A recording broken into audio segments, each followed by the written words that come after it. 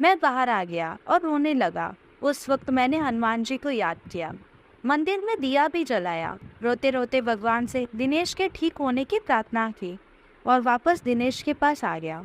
दिनेश ने रोने चीखने से वहां अब जमघट लग चुका था। लोगों की भीड़ में भी दिनेश उसी तरह की हरकतें किए जा रहा था। उसके शांत होने पर मैंने उसे पानी पिलाया और पानी पीने के बाद वो और भी भयानक रूप में आ गया। उसका चेहरा एकदम काला हो गया, आंखें लाल सुर्ख हो गई। यह तो दिनेश नहीं था जिसे मैं पहचानता था। ऐसा लग रहा था कि जैसे उसकी आंखें फटकर बाहर आ जाएगी।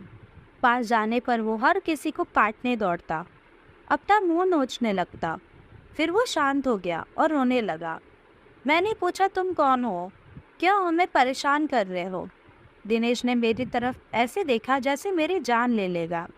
दिनेश कुछ देर तक मुझे घूरता रहा। वो दिनेश नहीं था, उसकी जगह किसी और ने ले ली थी। सबको बारी बारी घूरने के बाद उसकी आंखें अपने कोटर में गोला गोल घूमने लगी।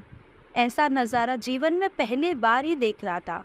बल्कि मैं तो कहूँगा कि ये सब कुछ जीवन में पहली बार ही देख रहा था। वो चीखता चिल्लाता, वो भयानक सी हंसी, वो दांत पीसना, किटकिटाना, दर्द में कराहना, हड्डियों का एक साथ कड़कना, सब कुछ एक मनुष्यत में बदल चुका था। फिर दिनेश ने एक लंबी सांस खींची और छोड़ी। उसकी सांस की दुर्गंध इतनी थी कि सब अपना मुंह ढककर घर से बाहर निकल गए और वो पागलों की तरह हंसा। वापस अंदर जाने पर दिनेश ने सभी को घूरने लगा। हमने वापस उससे पूछा, कौन हो तुम? फिर वो एक औरत की आवाज़ में बोला, मैं शाहडोल की हूँ, मैं हूँ तंत्रा। इसने मुझे जगा दिया है, मैं इसे नहीं छोड़ूंगी, इसे अपने साथ लेकर जाऊंगी। और हंसने लगी।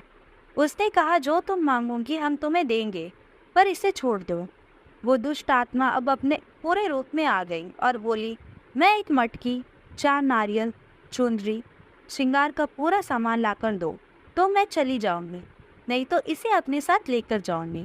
जल्दी करो, दफा हो जाओ और ये सामान लेकर ही आना, वरना इसे तो मैं चबा जाऊंगी। और हंसने लगी। हम सबके चेहरे पीले पड़ गए।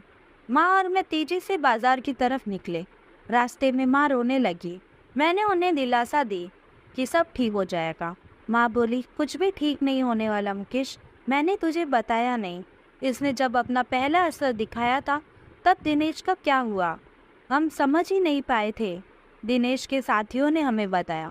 उस दिन दिनेश के ऑफिस में मीटिंग थी।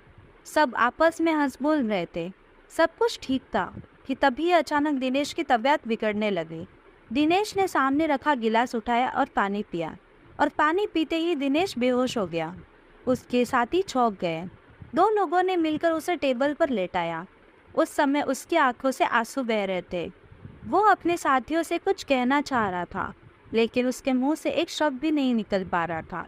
उसके साथी उसे हॉस्पिटल ले गए। हमें जैसे ही सूचना मिली हम सभी वहाँ पहुँच गए। दिनेश कुछ देर बाद ठीक हो गया। क्या हुआ उसे खुद भी कुछ मालूम नहीं था। उसे इतना याद था कि वो बेहोश हो गया था।